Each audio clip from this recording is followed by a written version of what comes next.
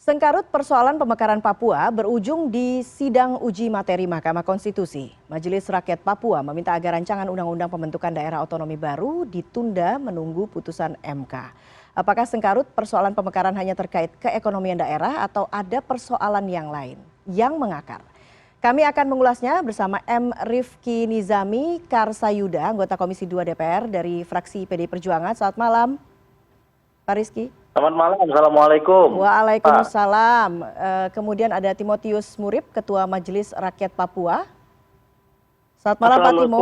Waalaikumsalam. Kemudian melalui sambungan telepon ya tadi ya Pak Timo. Kemudian ada Zainal Arifin Mokhtar, pakar hukum tata negara dari Universitas Gadjah Mada.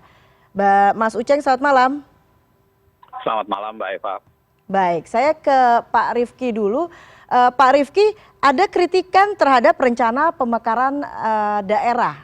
Ini keluar dari Ketua Dewan Pengarah BRIN yang sekaligus Ketua Umum PDI Perjuangan soal potensi PAD daerah tersebut. Kalau kemudian kita kaitkan dalam konteks pemekaran Papua, bagaimana kemudian DPR menyikapi masukan ini? Ya, sama apa yang disampaikan oleh Ibu Megawati Soekarno Putri sebagai Ketua Dewan Pengarah Badan Riset dan Inovasi Nasional pada saat sambutan beliau dalam pertemuan BRIN dan Badan Riset Inovasi Daerah Seluruh Indonesia, itu adalah bagian dari evaluasi total kita saya kira terhadap pemekaran daerah, baik provinsi, kabupaten, kota yang ada di Indonesia panjang kurun waktu lebih kurang 20 tahun terakhir, di mana banyak sekali daerah-daerah yang dari sisi fiskal itu sangat tergantung dengan fiskal nasional. Komisi 2 DPR RI melalui konstitusional pengawasannya melakukan pemetaan terhadap beberapa daerah di Indonesia, di mana kami dapatkan bahwa rata-rata kontribusi pendapatan asli daerah terhadap APBD itu hanya berkisar 10-20%. Artinya ketergantungan fiskal daerah terhadap fiskal nasional, baik melalui dana alokasi umum maupun dana alokasi khusus, itu sangat tinggi, rata-rata 80%. Nah, apa yang disampaikan oleh Bu Mega, saya kira itu harus menjadi concern kita bersama, bukan hanya Komisi 2 DPR RI dan Kementerian Dalam Negeri yang membidangi persoalan ini, tapi juga seluruh elemen bangsa yang memiliki motivasi, apapun motivasinya, termasuk motivasi politik, untuk mengajukan pemekaran daerah yang menurut catatan kami sekarang itu jumlahnya ratusan ya, yang disampaikan kepada Komisi 2 DPR RI. Khusus terkait dengan Papua, Mbak Eva, konsekuensi dari terbitnya Undang-Undang Nomor 2 Tahun 2021 tentang perubahan kedua terhadap Undang-Undang Otonomi Khusus Papua itu memang memberikan amanah ke pemerintah dan DPR untuk melakukan pemekaran provinsi di Papua, termasuk Papua Barat. Dan karena itu pada rapat paripurna Reses yang lalu, DPR RI menyetujui 3 rancangan undang-undang Papua untuk dibahas lebih lanjut di DPR RI. Ini baru pembahasan tingkat pertama, nanti akan masuk pada pembahasan berikutnya, yang tentu dalam pembahasan itu dalam konteks penyusunan legislasi kami akan banyak mendengar, menyerap aspirasi, bahkan turun ke lapangan, kait dengan sejauh mana urgensi rancangan undang-undang ini untuk disahkan menjadi undang-undang. Saya kira begitu, Eva. Tapi apakah kemudian persoalan pemekaran Papua ini hanya pada soal ekonomi saja, atau ada hal lain sehingga masih menyimpan penolakan begitu ya dari beberapa pihak, termasuk juga MRP? Kami memahami bahwa ada kritik yang keras dari beberapa pihak ya, termasuk sekarang dilembagakan dalam judicial review di Mahkamah Konstitusi. Kami juga menyimak dengan seksama pandangan dari rekan-rekan Majelis Rakyat Papua yang memang dalam ketentuan pembentukan daerah otonomi baru berdasarkan Undang-Undang Nomor 2 Tahun 2021 ini berbeda dengan ketentuan Undang-Undang Otsus Papua tahun 2001 yang mencatatkan mutlak persetujuan atau rekomendasi dari MRP dan DPR Papua sebelum kemudian itu menjadi sebuah rancangan undang-undang. Nah sekarang persetujuan dari MRP dan DPRP itu menjadi klausul opsional dalam pembentukan daerah pemekaran di Papua, di mana opsi lain kita melalui pemerintah dan DPR. Nah opsi yang kedua inilah yang sekarang sedang berjalan, tapi satu hal, tentu walaupun ada opsi pertama, opsi kedua, kriteria untuk pembentukan daerah otonomi baru di Papua tetap diberikan oleh undang-undang, bukan hanya terkait dengan ekonomi, tapi juga terkait dengan pelayanan publik, aspirasi masyarakat Papua, dan yang tidak kalah penting adalah keterjaminan terhadap keberadaan atau eksistensi orang asli Papua. Karena diatur dalam undang-undang Otsus tersebut. Oke. Kalau kemudian kita bicara aspirasi rakyat Papua, MRP jelas menolak pemekaran Papua karena memang salah satunya proses politik di DPR yang tidak memperhatikan aspirasi rakyat Papua. Kurang lebih begitu ya, Pak Timo. Apa saja kemudian? Belum, Mbak Eva. Sebelum Pak Timo belum. Ini baru paripurna menyetujui RUU-nya, belum pembahasan. Nanti di pembahasan pasti kami akan dengarkan MRP. Oke. Pak Timo, silakan ditanggapi. Iya, terima kasih. Tanggal 12 April kemarin, DPR RI telah mengesahkan 3 RUU terkait dengan DOB. Sebenarnya tindakan DPR RI yang sepihak ini sangat mengecewakan rakyat Papua dan MRP secara kelembagaan. Kenapa? Penetapan 3 RUU adalah konsekuensi daripada perubahan kedua Undang-Undang Nomor 2 Tahun 2021 atas perubahan Undang-Undang 21 Tahun 2001 tentang otonomi khusus. Ya, ini konsekuensi perubahan kedua ini memang karena perubahan kedua ini sama sekali tidak ada partisipasi dari rakyat Papua memberikan pendapat terkait dengan perubahan itu. Ini sepihak pemerintah pusat melakukan perubahan, kemudian menambah ayat 2 ya, karena di pasal 76 ayat 1 itu menyebutkan bahwa pembentukan provinsi atau kabupaten kota di provinsi Papua atas persetujuan Majelis Rakyat Papua. Tetapi kemudian di perubahan kedua ini menambah ayat kedua bahwa tanpa ada rekomendasi Majelis Rakyat Papua atau pertimbangan Majelis Rakyat Papua, pemerintah pusat atau DPR ini dapat melakukan pemekaran. Ini kan ya sangat mengecewakan masyarakat Papua karena Papua ini daerah khusus. Terus kekhususan itu ada di mana? Itu. Oleh karenanya memang sangat mengecewakan rakyat Papua, apalagi Majelis Rakyat Papua sebagai representasi dari 28 kabupaten kota, kemudian 5 wilayah adat yang mana benar-benar menghimpun aspirasi masyarakat Papua. Sehingga ya malam ini kita ketahui bahwa penetapan 3 RUU adalah inisiatif DPR RI, dalam hal ini pemerintah pusat, tanpa ada persetujuan dan aspirasi. MRP kenapa menolak? Ada beberapa alasan. Pertama, pemekaran provinsi itu masih moratorium. Kenapa pemerintah pusat tidak menghargai moratorium yang telah dilakukan di era Jokowi? Ini pertama. Kedua, kajian secara ilmiah, secara holistik, atau semua bidang, ini juga belum ada. Kajian ilmiah itu yang mana? Kemudian yang berikut, tanpa melalui mekanisme hukum. Jadi tanpa ada pertimbangan persetujuan Majelis Rakyat Papua dan mekanisme hukum itu tidak berjalan. Dan ini juga bukan aspirasi dari masyarakat. Ya, sehingga penetapan 3 RUU adalah sepihak dilakukan oleh pemerintah pusat. Dan hari ini lebih lucu. Karena ini bicara tentang nasib daerah khusus, kepentingan masyarakat khusus, di wilayah khusus, seharusnya kan mekanismenya itu digodok di pihak eksekutif.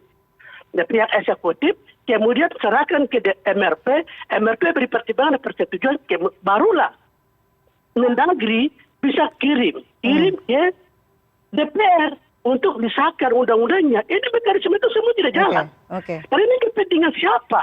Dan siapa yang melakukan semua mekanisme ini tidak jalan. Sehingga saya, itu satu. Yang kedua, saya setuju dengan pernyataan Wakil Presiden, pendekatan yang harus dilakukan untuk pembangunan Papua adalah harus pendekatan hati. Terus saya mau katakan begini, pemekaran DOB itu pemekaran hati atau pendekatan hati. Saya pikir bukan pendekatan hati, karena mengecewakan rakyat Papua.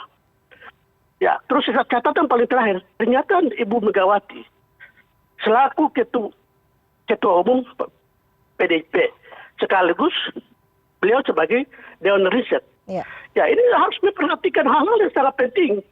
Karena Undang-Undang 21 tahun 2001 itu lahir karena ada melalui tahap MPR. Ini tahap MPR ya. Ini undang-undang bukan undang-undang biasa. Ini undang-undang yang sangat darurat dan sangat penting. Dan jangan sederhanakan masalah Papua macam masalah di Aceh. Aceh dan Papua ini daerah yang khusus harus diperhatikan. Mungkin itu.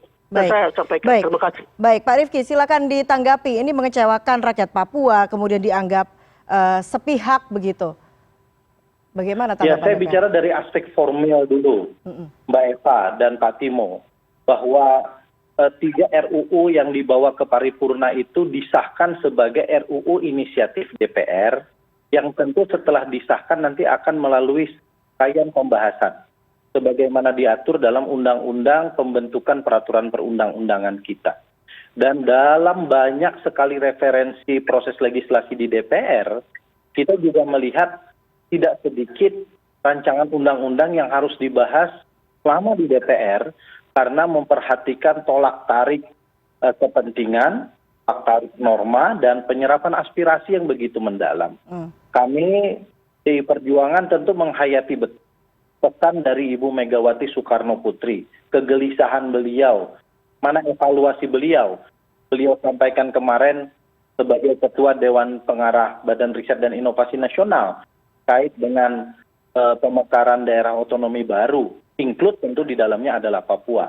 Dan karena itu satu jaminan dari kami pastikan bahwa proses legislasi ini nanti akan memperhatikan aspirasi masyarakat Papua, yang khususnya tentu adalah orang asli Papua, yang tadi Pak Timo sampaikan terdiri dari 5 etnis besar atau suku besar di Papua, yang selama ini sebetulnya secara aspirasi beberapa dari mereka, bagian besar dari mereka, telah juga menyampaikan aspirasinya kepada DPR. Dan karena itulah saya kira DPR bukan inisiatif ya, untuk menjadikan RUU ini sebagai RUU inisiatif, nanti akan dibahas bersama-sama dengan pemerintah dengan memperhatikan aspirasi masyarakat Papua. Saya kira demikian. Oke, sekarang saya ke Mas Uceng. Mas Uceng, kalau menurut Anda sendiri proses pembentukan atau proses legislasi yang sedang berlangsung ini ada atau tidak proses yang atau tahapan yang kemudian dilewati sehingga sebagian masyarakat Papua menganggap ini mengecewakan, kemudian dianggap sepihak dan tidak menyerap aspirasi masyarakat lokal? Iya, saya kira begini Mbak Eva ya. Pertama, memang saya melihat ada nuansa sentralistik yang dipakai oleh negara ya. Yaitu ketika kalau kita baca misalnya Undang-Undang Papua, Otonomi Khusus Papua yang terbaru, itu terjadi pergeseran-pergeseran yang menuju ke arah logika yang sangat sentralistik. Termasuk misalnya dibikinnya badan otonomi khusus di sana yang diketuai oleh wakil presiden, lalu kemudian proses perubahan undang-undang yang bisa melalui ya diubah menjadi kata dapat ya. Dulu seakan-akan harusnya wajib via MRP diubah menjadi kata dapat, termasuk pemekarannya sendiri yang kemudian langsung lebih ditekankan kepada pemerintah dan DPR. Padahal seharusnya kita semua paham bahwa yang namanya pemekaran itu adalah bilingual, bahasa lokal atau kepentingan lokal itu ada, begitu juga dicerminkan oleh kepentingan nasional. Nah, saya pikir muasalnya sebenarnya adalah cara pandang yang sentralistik itu. Bukan di undang-undang pemekarannya, tapi logika dasarnya sebenarnya di Undang-Undang Otonomi Khusus Papua, yang pada konteks tertentu kelihatan masyarakat Papua ditinggalkan. ya. Kemudian MRP nyaris sama sekali tidak dilibatkan, bahkan kemudian ada upaya kayak menyingkirkan MRP di proses aspirasi. Lagi kalau kita pakai alat ukur putusan MK di Cipta Kerja, partisipasi itu harusnya partisipasi yang meaningful, dalam artian ada harus didengarkan, dipertimbangkan, dan harus dijelaskan. Sebenarnya Undang-Undang Otonomi Khusus Papua itu sendiri sudah sangat jauh dari proses itu. Sehingga kalau sekarang kita bicarakan pada pemekarannya ini hanyalah akses dari Undang-Undang Otonomi Khusus Papua yang nuansanya memang sangat sentralistik. Bahkan mendapatkan pesan, ya, bukan sekedar sentralistik, tetapi juga mengangkangi beberapa ketentuan hukum tata negara. Misalnya, ya, kalau kita bicara soal pemekaran, seharusnya yang punya kewenangan soal pemekaran itu bukan sekedar pemerintah dan DPR. Kita bisa baca Undang-Undang Dasar pasal 22D, di situ juga ada kewenangan besar yang dimiliki oleh DPD misalnya untuk ikut masuk. Tetapi dalam konteks Undang-Undang Otsus Papua sendiri itu sama sekali tidak mencantumkan DPD di situ, tiba-tiba hanya DPR.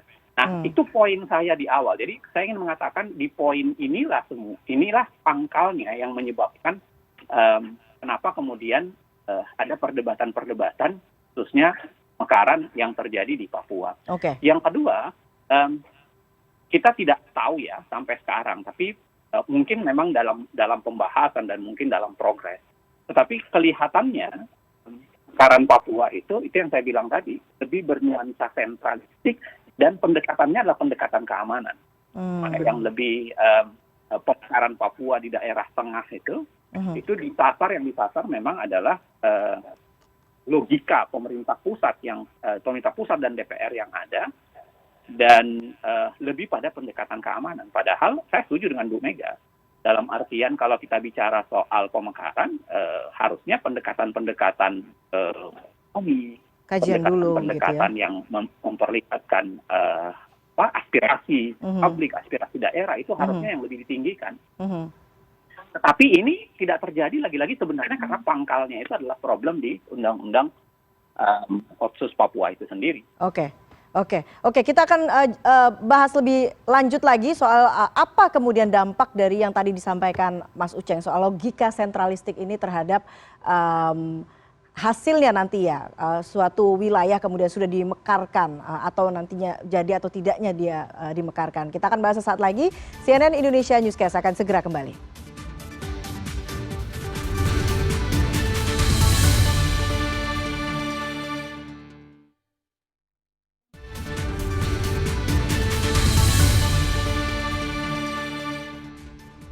Ya, kami masih membahas proses pemekaran wilayah Papua. Sekarang saya ke Pak Timo lagi. Pak Timo, sebetulnya menurut Mendagri tujuan dari pemekaran Papua ini adalah untuk percepatan pembangunan. Apakah kemudian MRP tidak sepakat dengan tujuan ini? Sebenarnya pemekaran itu baik ya, pemekaran itu baik. Tetapi tidak serta-merta tidak mendengarkan aspirasi karena pelaksanaan otonomi khusus selama 20 tahun itu perlu dievaluasi. Itu dulu. Perlu dievaluasi karena pemberian otonomi khusus itu ada 24 kewenangan. Di 24 kewenangan selama 20 tahun hanya 4 kewenangan yang jalan. Sedangkan sisa 20 kewenangan semuanya tidak dilaksanakan. Dan itu sesungguhnya masyarakat Papua menunggu momentum tahun 2021 kemarin ketika evaluasi perubahan kedua itulah kita harus memperbaiki infrastruktur hukum kita dulu. Ada konflik hukum yang terjadi di tanah Papua. Pelaksanaan otonomi khusus Undang-Undang 21 tahun 2001, tetapi juga pelaksanaan Undang-Undang 23 tahun 2014 tentang otonomi daerah. Dua undang-undang yang konflik di tanah Papua ini belum dibereskan. Nah, sehingga perubahan kedua kemarin kalau masyarakat ikut terlibat dalam hal ini MRP hadir di situ, barangkali kita perbaiki dulu infrastruktur hukum kita di tanah Papua. Nah, konflik hukumnya perlu diperbaiki dulu. Ada jaminan hukum untuk kehidupan masyarakat orang asli itu, baru mau pemekaran pun terserah. Tapi ini tidak. karena tidak sentuh aspirasi dalam perubahan undang-undang itu. Sehingga ini keinginan Jakarta, keinginan elit-elit Jakarta yang kemudian mencantumkan pasal-pasal itu kepentingan Jakarta, dan sekarang roh dari partai khusus itu semuanya hilang di undang-undang perubahan ini. Sudah hilang.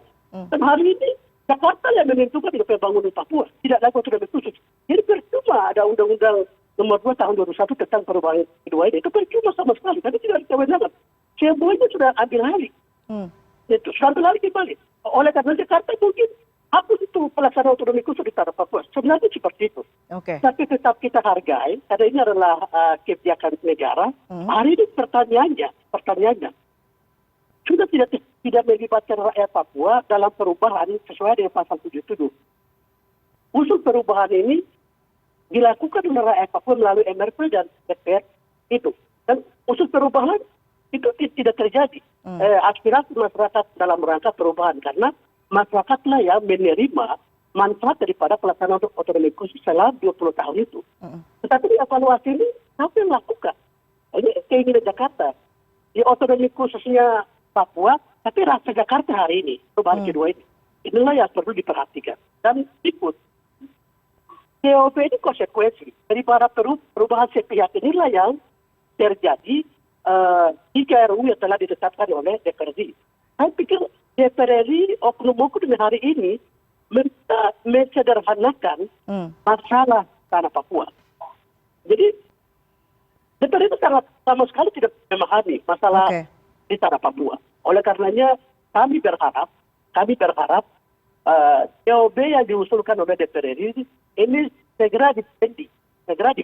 Kalau masalah pemekaran kampung, kabupaten, provinsi itu lumrah. Tapi harus memenuhi syarat. Tidak ada kajian ilmiah dan lain-lain kemudian dipaksakan. Saya pikir ini adalah menciptakan konflik baru. Tidak menyelesaikan masalah, tapi terus menambah masalah. Baik Pak Rifki, sejauh mana kemudian kajian ataupun evaluasi yang sudah dilakukan ini sampai pihak MRP mengatakan ini sebetulnya semua kepentingan Jakarta begitu. Apakah memang DPR juga sudah melakukan tadi yang disebutkan Mas Uceng soal aspirasi yang meaningful dalam proses legislasi pemekaran wilayah ini? Ya, DPR RI dan pemerintah tentu belajar banyak dari putusan Mahkamah Konstitusi terkait dengan Undang-Undang Cipta Kerja. Karena itu, apa yang kita bahas malam hari ini itu sebetulnya satu tarikan nafas dengan pembahasan panjang rancangan Undang-Undang Otsus Papua di DPR RI yang pada saat itu digawangi oleh Pansus Otsus Papua, ya, ketuai oleh orang Papua saya kira Pak Komarudin Watubun. Dan dalam Undang-Undang nomor 2 tahun 2021 tentang otonomi khusus Papua itu nuansanya menurut saya sangat desentralistik.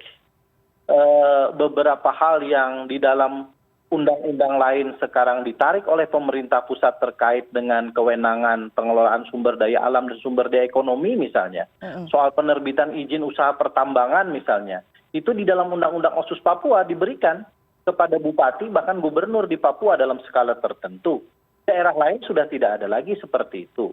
Dalam konteks pengelolaan kawasan hutan, di tempat lain sangat sentralistik karena Undang-Undang Kehutanan memberikan kewenangan sepenuhnya kepada negara melalui Menteri Kehutanan dan Lingkungan Hidup. Di Papua, dalam skala tertentu masyarakat Papua bisa menggunakannya cukup dengan kewenangan kepala daerah tingkat Papua. Dalam konteks penerimaan calon ASN, baik pegawai negeri sipil, anggota TNI, Polri, disebutkan di dalam undang-undang itu bahwa harus memperhatikan kuota khusus bagi orang asli Papua.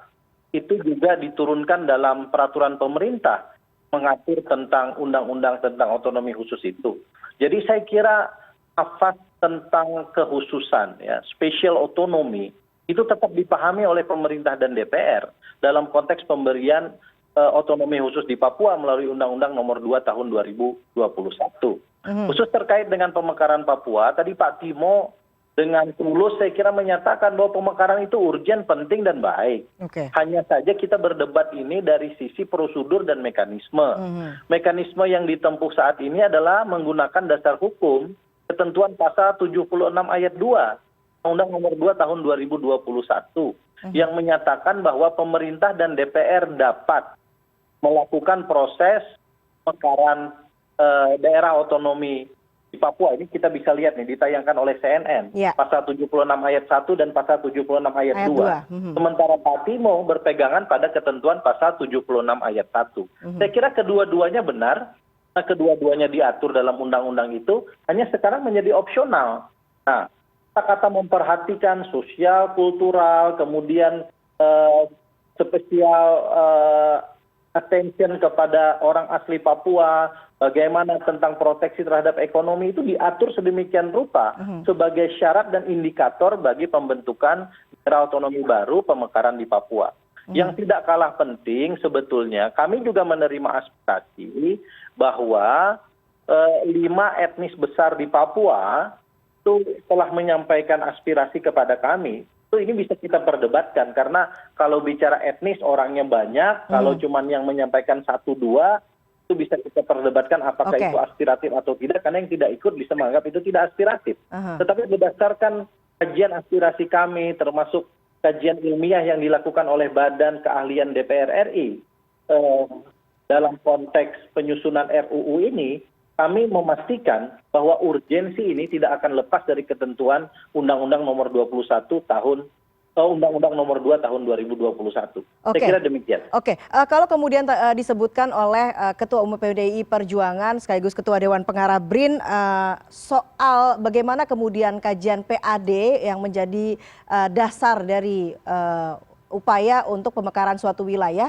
Saya sekarang ke Pak Timo. Pak Timo sendiri melihatnya bagaimana potensi PAD dari wilayah 3 wilayah Papua yang dalam proses akan dimekarkan ini? Sebelum saya bicara terkait dengan PAD, satu hal yang tadi komentar dari Pak Rifki ya? DPR, ya itu ada pasal baru dari 19 perubahan kemarin, itu justru mendukung perusahaan-perusahaan investasi akan masuk di Papua. Itu tidak sama sekali tidak bicara tentang pemilik hak wilayah masyarakat asli, itu sama sekali tidak ada. Justru undang-undang terbaru ini mendukung eksploitasi yang akan dilakukan oleh perusahaan-perusahaan, dan itu sama sekali tidak menolong untuk masyarakat adat setempat. Jadi saya pikir ini pasal yang tidak membantu masyarakat adat khususnya di Papua. Itu pertama. 2, hari ini 28 kabupaten itu kan tidak memberikan PAD, kecuali Mimika ya, ada report di Mimika, Kabupaten Mimika. Coba lihat kabupaten-kabupaten lain. Tunggu, kita lihat golongan C. Itu ada gunung-gunung atau bukit-bukit di Garut. Sedangkan PAD yang memang benar-benar dihasilkan oleh kabupaten kota itu sama sekali tidak ada. Ketergantungan tinggi PAD untuk ke pusat itu lebih besar. Apabila kalau terjadi pemekaran, kira-kira seperti apa? Ya ini tidak perlu dipertimbangkan baik. Oke. Pak Rifki ingin menanggapi, silakan. Oh ya, coba dibaca secara seksama ketentuan dalam Undang-Undang Nomor 2 tahun 2021. Misalnya ketentuan tentang izin usaha pertambangan rakyat. Itu kan tentu dihajatkan untuk rakyat Papua. Karena itu berbeda dengan izin usaha pertambangan pada umumnya yang dilakukan oleh perusahaan-perusahaan atau company. Dan izin usaha pertambangan rakyat itu didelegasikan kewenangannya kepada kepala daerah di Papua untuk menerbitkan. Jadi saya kira implementasi yang harus dikomunikasikan antara teman-teman masyarakat Papua dengan stakeholders yang ada di sana dan pemerintah daerah, saya kira MRP berkewajiban ya, saya kira untuk kemudian memberikan arahan, bimbingan, biar implementasi ini juga tepat sasaran. Saya sepakat, Timo, jangan sampai izin usaha pertambangan rakyat itu nanti yang bikin bukan rakyat-rakyat Papua, rakyat-rakyat, sebutlah misalnya tiba-tiba orang datang dari luar, bikin koperasi, lalu diterbitkan izin usaha pertambangan rakyat. Ini tentu akan menyakiti hati DPR juga. Karena niat DPR dan pemerintah bukan seperti itu. Kami ingin memberikan proteksi kepada masyarakat Papua, agar masyarakat Papua itu bukan sekedar menjadi penonton, tapi menjadi pemain. Pak Timo, saya ini orang Kalimantan, Pak. Saya sekarang pun sedang berada di Kalimantan. Jadi kalau soal bicara bagaimana gap pembangunan, kami pun juga merasakan, dan karena itu suasana kebatinan kita ini mirip-mirip Pak Timo, Oke, agar baik. bagaimana masyarakat lokal itu bisa berdaya gitu. Nah, Oke. terkait dengan PAD, Eva, Aha. itu apa yang disampaikan Ibu Megawati itu berlaku secara umum. Ya. Tetapi dalam konteks Papua, karena ini adalah otonomi khusus, juga ada treatment khusus terkait dengan pembagian keuangan antara pusat dan daerah. Dan ketentuan itu memberikan keuangan atau distribusi keuangan negara yang tidak kecil kepada Papua. Karena itu tentu pemekaran provinsi di Papua sudah sangat memperhatikan bagaimana formula keuangan daerah itu diperhatikan sedemikian rupa oleh pemerintah dan DPR agar juga terdistribusi dengan baik pada daerah-daerah yang selama ini berbentuk provinsi, karena jaraknya terlalu jauh antar rentang kendali antara provinsi dengan daerah-daerah ini yang secara existing sebetulnya dihuni oleh etnis-etnis besar di Papua, ya, selain etnis yang sekarang sebutlah hanya menjadi bagian dari elit Papua yang sekarang sedang berkuasa. Oke, sekarang saya ke Mas Uceng. Mas Uceng, kalau kemudian kita perhatikan begitu ya jawaban dari Pak Rifki dan juga Pak Timo, ada perspektif yang berbeda kemudian untuk melihat satu dasar legislasi begitu ya. Anda melihatnya bagaimana kalau begini? Kalau saya memang jelas berbeda ya, karena Mas Rifki bicaranya pada Undang-Undang 2 2021, undang-undang yang terbaru, sedangkan Pak Timo itu merasa bahwa Undang-Undang 2 2021 itu dibuat secara tidak pas gitu. Karena tidak melalui sebuah aspirasi yang memadai, bahkan MRP sendiri kan dinegasikan. Itu yang saya bilang tadi, kalau kita bicara soal meaningful participation, harusnya kita bisa melacak atau bertanya dengan secara baik apa meaningful participation yang dilakukan di balik perubahan Undang-Undang 2 2021. Misalnya soal bagaimana menjelaskan pilihan pemerintah untuk mengambil alih pemekaran yang dulu itu harusnya berbasis pada kepentingan lokal. Itu juga yang ada di Undang-Undang Pemda kan. Undang-Undang Pemda juga bicara begitu. Atau misalnya apa di balik penjelasan yang dibenarkan terhadap misalnya tiba-tiba ada lembaga otonomi khusus. Atau misalnya pasal yang mengatakan bahwa ada jaminan khusus kepastian hukum bagi pengusaha, sedangkan tidak ada jaminan kepastian hukum bagi masyarakat lokal misalnya ya, karena pasalnya menspesifikasi hanya ada itu adalah kepastian hukum bagi pengusaha. Nah maksud saya adalah begini, tentu saja berbeda karena satu kalau kita bicara soal meaningful participation dan stakeholder yang paling baik untuk dipakai dan menjadi representasi bagi orang asli Papua menurut saya adalah MRP. Dan silahkan ditanya ke Pak Timo ya, apakah MRP dilibatkan secara memadai misalnya di dalam Undang-Undang 2 2021. Jadi saya sih mengatakan ya wajar kalau terjadi diskursus perbedaan karena 2021 itu sudah berdiri dalam langgam yang sangat sentralistik yang itu mempermudah semua apapun yang ingin dilakukan oleh pemerintah pusat dan DPR di Papua itu mudah sekali dilakukan menurut Undang-Undang 2 2021 dan undang-undang inilah yang sedang diuji di MK dengan alasan yang dipakai oleh Pak tadi itu Mbak Eva. Oke, kalau kemudian ini proses masih terus berjalan begitu ya Mas Uceng, Anda melihat kira-kira kekhawatirannya apa yang akan terjadi kalau begitu? Saya berada pada posisi karena undang-undang ini menjadi sangat pokok ya. 2021 itu sangat pokok, apalagi mengubah sangat besar paradigma di balik undang-undang Otsus Papua yang lama menjadi undang Otsus Papua yang baru. Menurut saya jauh lebih baik, jauh lebih fair dan jauh lebih bijak kalau kemudian aplikasi dari undang-undang ini ditunda dulu sementara waktu. Ya, misalnya pemekarannya jangan dilanjutkan dulu. Kita harus pastikan dulu proses di Mahkamah Konstitusi untuk menjatuhkan putusan terhadap undang-undang ini. Karena saya yakin ya, walaupun pengujiannya secara material yang ada itu hanya pengujian material, tapi kalau saya lihat sebenarnya secara formil dan secara material banyak sekali masalahnya. Bukan hanya sekedar paradigma yang sangat sentralistik, tetapi juga bermasalah dari standar-standar hukum ketatanegaraan. Saya kasih contoh sederhana misalnya, ada pasal yang membentuk badan otonomi khusus di sana, tapi memberikan kewenangan atribusi kepada seorang wakil presiden. Pemahaman saya dalam sistem presidensil, wakil presiden itu tidak boleh mendapatkan suatu kewenangan yang bersifat atributif. Hmm. Ya, jadi bukan hanya kalau kita lihat di Badan Otonomi Khusus itu dikepalai oleh seorang wakil presiden ya. Kalau kita bicara soal tim presidensil yang saya pahami, seharusnya seorang presiden tidak mendapatkan kewenangan, wakil presiden tidak mendapatkan suatu yang bersifat atributif. Jadi artinya apa? Undang-undang Otsus Papua sendiri, misalnya dalam kaitan dengan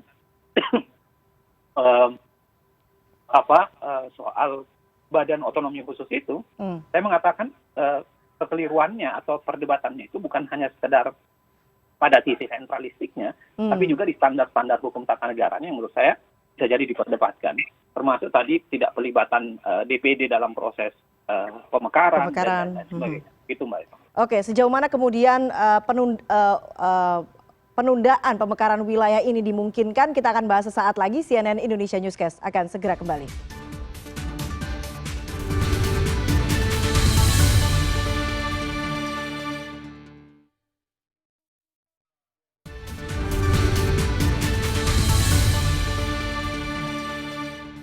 Ya, Anda kembali di CNN Indonesia Newscast. Saya ke Pak Timo lagi. Pak Timo, sudah sejauh mana kemudian upaya MRP untuk melakukan penundaan terhadap upaya pemekaran wilayah di Papua ini? Iya, MRP telah melakukan advokasi. Pertama, uji materi di Mahkamah Konstitusi dan sudah 6 kali sidang. Tanggal 10 Mei besok itu sidang ke-7, di mana hakim akan mendengarkan saksi ahli dari pemerintah dan DPR. Dan itu advokasi yang kami lakukan. Kemudian advokasi media, kita show di Jakarta hampir seminggu. Dan MRP tidak bertemu, berdiskusi dengan pimpinan-pimpinan beberapa partai dan menteri. Dan MRP melihat bahwa jawaban dari mereka sedikit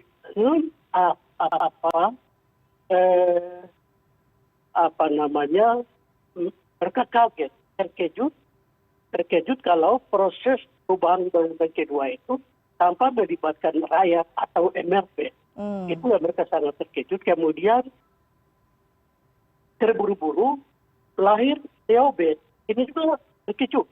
Nah, sehingga saya pikir ini beberapa menteri yang mendorong untuk melakukan pemekaran ini. Sedangkan beberapa pimpinan partai besar, kemudian menteri, mereka kami lihat bahwa mereka sama sekali tidak mengikuti dengan baik mana rencana DOB di Papua ini. Sehingga MRP atas nama rakyat Papua melihat bahwa ini ada oknum-oknum dalam tanda kutip mendorong-dorong untuk pemekaran ini dilakukan paksa untuk kehendak mereka. Dan inilah yang perlu dilihat oleh Bapak Presiden. Perlu dilihat oleh Bapak Presiden, Wakil Presiden, dan seluruh pemangku yang ada di Jakarta dalam rangka membangun NKRI secara utuh supaya kita menimbulkan kesan kecurigaan terus-menerus terjadi khususnya di tanah Papua. Jadi banyak yang terkejut sebetulnya karena melihat bahwa ada proses yang kemudian mencurigakan begitu ya, Pak Timo? Iya, betul. Ketika kita sampaikan bahwa proses perubahan kedua itu tanpa melibatkan rakyat sesuai dengan konstitusi pasal 77 Undang-Undang 21 tahun 2001 itu. Sehingga mereka sangat terkejut. Tadinya mereka berpikir bahwa ada keterlibatan dari masyarakat, ternyata tidak ada. Dan itu karena mekanisme proses daripada usul perubahan itu ya tidak ingin dilakukan oleh MRP melalui rapat dengan pendapat atau RDP bulan November dan Desember tahun 2020 kemarin. Tapi kemudian kami dibenturkan dengan beberapa kelompok masyarakat atas nama kemudian kami ditangkap, MRP ditangkap terus diborgol. Ya ini hal-hal yang terjadi di lapangan. Kemudian aspirasi rakyat yang kita buka forum yang disebut dengan pemekaran rapat dengar pendapat itu tidak terlaksana. Bahkan ada 4 bupati mengeluarkan surat resmi untuk MRP tidak lakukan rapat dengar pendapat. Ada surat-surat rahasia lain yang juga kami sudah dapat di mana melarang supaya MRP tidak melakukan mekanisme proses diskusi antara MRP dan rakyat itu menilai pelaksanaan efektivitas otonomi khusus selama 10 tahun. Sementara MRP juga menyadari sebagai lembaga negara memberikan pendapat, masukan, saran untuk pembangunan 20 tahun ke depan. Itu semua tidak terjadi. Maka malam ini saya sampaikan kepada publik, perubahan undang-undang kedua kemarin adalah inisiatif oleh pemerintah pusat, bukan usulan masyarakat Papua. Baik, Mas Uceng, Anda melihatnya bagaimana? Ada proses uji materi, kemudian juga ada proses upaya lobby begitu yang kemudian dilakukan oleh MRP. Sejauh mana kemudian ini bisa efektif membuat upaya pemekaran wilayah Papua ini ditunda dan kuncinya di mana kalau Anda melihatnya? Saya kira begini ya, negara ini harus belajar berhadapan dengan konsep asymmetrical decentralization seperti macam Papua, Aceh, Jogja dan Jakarta. Harus belajar berhadapan dengan lebih wise. Dalam artian apa? Jangan paksakan untuk kembali sentralistik lalu kemudian semua diambil secara otokratik gitu, diambil secara sepihak oleh pemerintahan. Biar bagaimanapun apalagi kalau kita bicara soal Papua ya. Papua baik, Pak Tibu, kita dengarkan jawaban Mas Uceng dulu ya. Representasi orang asli Papua yang itu disematkan di MRP. Makanya kenapa kemudian kalau kita bilang bahwa salah satu pemegang kunci paling besar untuk partisipasi itu harusnya MRP. Dan ketika MRP tidak didengarkan atau dikesampingkan, bahkan setiap ada kunjungan Pak Presiden, MRP tidak dilibatkan misalnya, ya ada semacam penepian yang secara nyata terjadi terhadap teman-teman MRP dan teman-teman orang asli Papua. Nah, poin saya begini sebenarnya. Poin saya harusnya di hadapan ini kita kemudian berani untuk membuka kembali secara baik semuanya. Artinya saya berharap misalnya Mahkamah Konstitusi mau membuka kerannya. Saya paham bahwa dalam pengujian undang-undang tidak ada yang namanya penghentian perkara lain yang berkaitan dengan itu ya. Tetapi sangat mungkin misalnya Mahkamah Konstitusi bisa mempercepat misalnya pemeriksaan soal Undang-Undang 2 2021. Plus pada saat yang sama mungkin pemerintah dan DPR juga lebih wise karena cara pemerintah dan DPR untuk memecah Papua atau pemekaran Papua ini adalah cara menggunakan pasal yang sedang diuji di MK. Itu. Artinya sangat mungkin kalau misalnya MK berpendapat lain atau terjadi perubahan politik hukum di sana, sangat mungkin kemudian terjadi ketidaktepatan dalam hal pemekaran. Nah yang ketiga, saya ingin mengatakan begini, kita harus balik lagi pada cita-cita luhur pertama kali kita ketika kita membuat otonomi khusus terhadap Papua, yaitu apa? Penghargaan terhadap penduduk lokal. Pemberian penghargaan dan peran lebih besar terhadap penduduk lokal untuk menentukan nasibnya sendiri, untuk menentukan apa yang sebenarnya baik untuk Papua. Dan karenanya pembicaraan yang detail, pembicaraan yang mendasar, pembicaraan yang panjang dan kuat ya, termasuk meaningful participation yang dimaksudkan dalam berbagai dalam putusan MK sebelumnya, itu harusnya dilakukan. Karena itu sekarang menjadi standar dalam proses pembuatan undang-undang. Bukan sekedar di undang-undang pemekarannya ya, tetapi menurut saya juga di undang-undang otonomi khususnya khusus Papua. Dan itulah kenapa kemudian pentingnya putusan MK itu kita ya, bagaimana MK lurus dengan logikanya soal meaningful participation plus beberapa konsepsi yang memang sangat mungkin diperdebatkan di undang-undang itu. Selebihnya menurut saya ya saya bagus saja kalau misalnya teman-teman MRP mencoba melakukan lobby ke beberapa partai, karena biar bagaimanapun partai yang menentukan di DPR itu adalah partai-partai yang koalisi yang ada saat ini. Dan saya pikir itu langkah yang mungkin dilakukan, tetapi yang paling mutlak segera harus diselesaikan itu adalah proses pengujiannya di Mahkamah Konstitusi itu sendiri. Baik. Terakhir ke Pak Rifki. Pak Rifki, sejauh mana kemudian DPR menjadikan pertimbangan MK ini dalam melakukan proses selanjutnya dalam melakukan pemekaran 3 wilayah Papua dan seberapa mungkin kemudian dilakukan penundaan terhadap pemekaran wilayah Papua? Iya, DPR itu selalu menghormati proses uji material di Mahkamah Konstitusi. Kami adalah pihak yang selalu dimintai keterangan karena kami adalah pembentuk legislasi. Tetapi kemudian konstitusi kita juga memberikan ketentuan kalau belum diputuskan maka kemudian tentu kita tidak punya pegangan terkait dengan arah politik hukum ya yang sedang dilakukan oleh Mahkamah Konstitusi. Karena itu saya kira kalau kita lihat waktu reses kami ini kan akan berakhir nanti setelah Idul Fitri, kita berharap Mahkamah Konstitusi juga bisa memberikan putusan terkait dengan judicial review Undang-Undang Nomor 2 Tahun 2021 ini. Di sisi yang lain yang ingin saya katakan adalah bahwa kami berjanji akan membuka diri dalam konteks pembahasan rancangan undang-undang ini. 3 RUU ini. Kalau tidak salah RUU tentang Papua Tengah, Papua Selatan, dan Papua Pegunungan Tengah. Yang akan dibahas tentu di masa sidang berikut ini. Termasuk dengan Majelis Rakyat Papua, berbagai elemen lain di Papua. Yang ketiga ingin saya katakan bahwa di saat yang bersamaan Komisi 2 DPR RI saat ini sedang akan membahas proses tahapan program dan hal-hal yang terkait dengan pemilu 2024.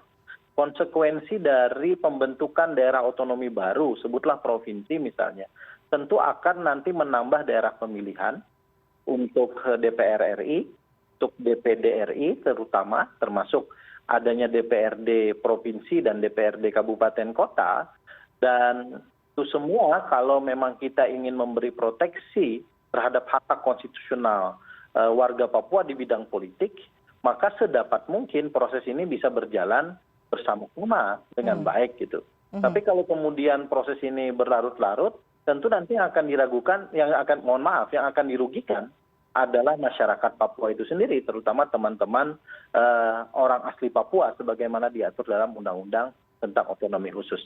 Kira-kira begitu Mbak Eva. Oke, jadi step selanjutnya bukan langsung disahkan di paripurna begitu ya, ada proses diskusi dengan masyarakat lokal. Oke. Baru awal, kita kira-kira sederhananya beginilah, DPR men-state ini ada 3 rancangan undang-undang yang akan kita bahas. Setuju atau tidak, kira-kira begitu. Oke, setuju, semua fraksi setuju. Berikutnya kita akan bahas. Oke. Jadi dibahas dulu nanti dan di itu Komisi juga 2, termasuk melalui panitia-panitia kerja, masuk nanti ke badan legislasi, baru nanti kemudian digodok sedemikian rupa, baru dibawa lagi ke paripurna. Dan dalam proses-proses itu semua kami akan melibatkan publik, termasuk bersama-sama pemerintah. Karena ketentuan dalam konstitusi, DPR tidak bisa membentuk undang-undang sendiri. Pembentukan rancangan undang-undang menjadi undang-undang, itu adalah kewenangan konstitusi DPR dan pemerintah. Baik.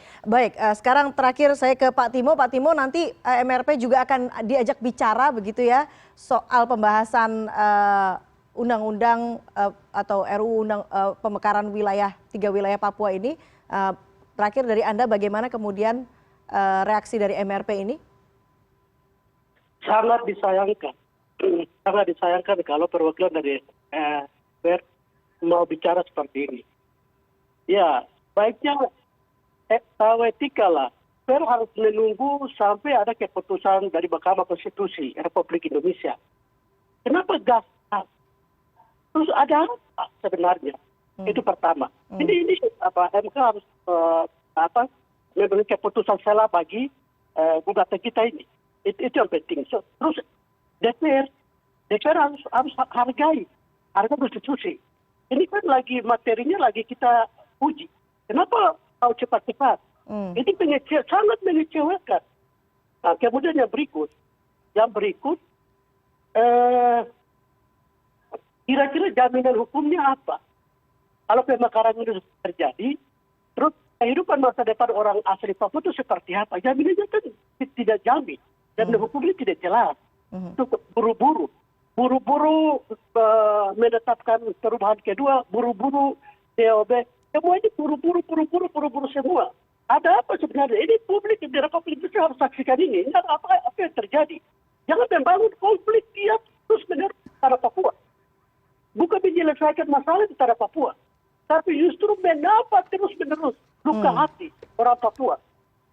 Jadi DPR harus sadar Kita harus sadar itu. Oke. Menghargai proses Mahkamah Konstitusi yang sedang bicara. Oke. Dan kami harap supaya Mahkamah Konstitusi mengeluarkan keputusan salah Mhm. untuk kepentingan judicial review yang kami lakukan. Demikian, Mbak. Baik. Masing-masing tentunya punya perspektif yang berbeda. Tentunya kita harapkan nanti akan ada jalan tengah sehingga apa yang kemudian diputuskan ini menguntungkan bagi semua pihak dan tentunya menguntungkan bagi masyarakat lokal Papua. Pak Timo, Pak Rifki, dan juga Mas Uceng, terima kasih atas diskusinya pada malam hari ini. Selamat malam dan salam sehat selalu. Kita akan bekerja untuk Papua dan NKRI. Salam. Assalamualaikum. Waalaikumsalam.